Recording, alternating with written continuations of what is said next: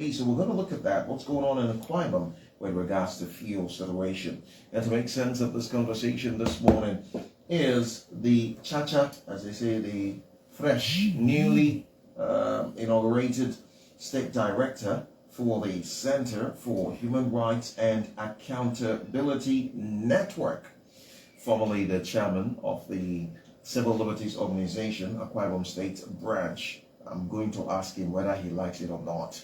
Otwiko Franklin's song. Let's bring it on.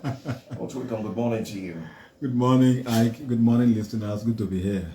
Otwiko, before we focus on the issues here in Akwa Ibom, I'd like to just get this conversation off my chest because someone asked me and I said I do not have the answer and I believe the person is listening. So for the purpose of that person who's listening, why did you leave the CLO? You don't need to stress it. I want to say that, just like I said this morning on the sister program, that one thing that is permanent in life is change. I think I have lived my dream in CLO. I have fulfilled my mission in CLO. And when opportunity beckons for one to grow higher than a particular level in life, one should also catch into it. I joined CLO as a member some years ago, far back as years ago, some decades ago, and I've paid my dues, made my sacrifices, and from there I have climbed to I became the state publicity and campaign, officer, like you can call it PRO. From there I became the vice chairman, and then I became the acting state chairman, and I became the state chairman, and that for me is the apex, is the highest I can go as far as the state level is concerned. And so I have reached the apex in the state, and I think I have lived my tenure, first term and second term, and I've fulfilled my dreams, courtesy the support of members of the body, the executive support of all members of the body, and we work as a team, even up till the last moment. We had the ESCO meeting, and I had to tell them that I had to, move forward in life. And even though I felt it, that I was leaving a family to another family, but I had to do it because all we want is a better society. All we want is for the interest of the society and for the interest of the people of Akwa Ibom State. And so when I have opportunity to excel, to also bring more, add more innovation in advocacy, I should do it. And so one thing I want to state clearly is that there is no crisis in the CLO. There was no issue.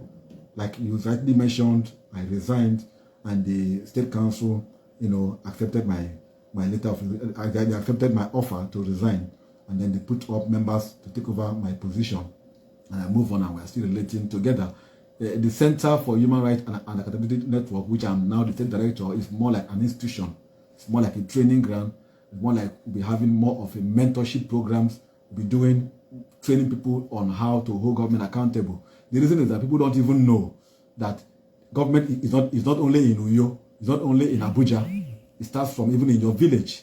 That your village head is a government. That you can hold your village head accountable. You can hold your councillor accountable, your chairman accountable, your governor and the president. And so because of lack of this awareness, people don't know how, some may know, but they don't know how to go about it. So what the center intends to do is to train people to be able to give them the enabled tools for them to be able to hold the government accountable. It's not more going to be one institution or one body. It's going to be everybody will be part of it. So just like we are discussing the 2023 poll now, we are not after the poll, we are after post-elections. What do we see? What do we get? So we in the center now will be doing public forum, seminars, workshop, and we'll go down to the villages, to the local government level, to the consensus level, to ask the people to come out and be trained and be given the enabled tools to be able to hold the government accountable at the village level, at the world level, local government level, and then the state level. So that it's not only going to be Franklin speaking. Somebody will speak from the village, speak from the world level. So everywhere, people now become alert. It's only when they say NSAS, everybody to the street and begin to protest. Or when they say fuel crisis, everybody to the street to protest. But when everybody is aware and you hold the government accountable at your various level, you will have good governance. So what the center intends to do is more like a mentorship program. It's more like an institution that would train people on the need on how to be able to hold government accountable and how to get good governance. You demand information and then you get it through the use of the rule of law, through the use of law. So that is why I said when opportunity beckons that I should, take over this task, because it's a bigger task now. I just felt God is, using me perhaps to bring a change in the state. And this, I have already decided that I should be the one to bear the cross.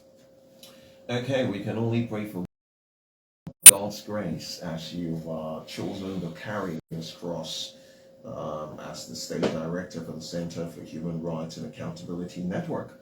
And for that listener who got across to me as soon as you heard the news that Utuikon had left the CLO, well, for that listener, what I can tell you is, well, you heard from the man himself, and no crisis, so to speak, in the CLO.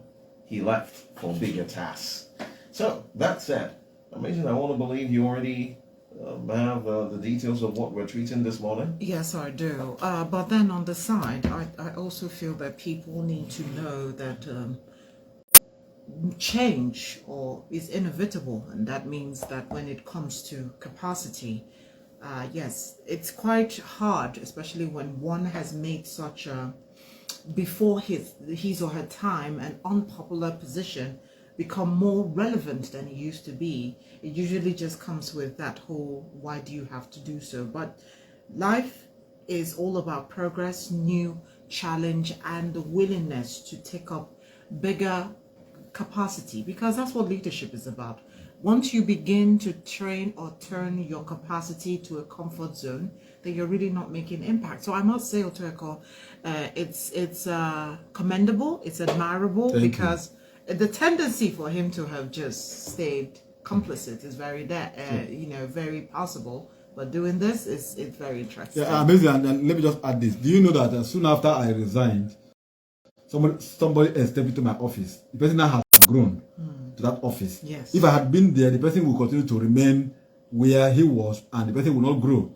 Maybe I will be there and do another thing again, and then those people will just be there. Their own talent will just be dying in them.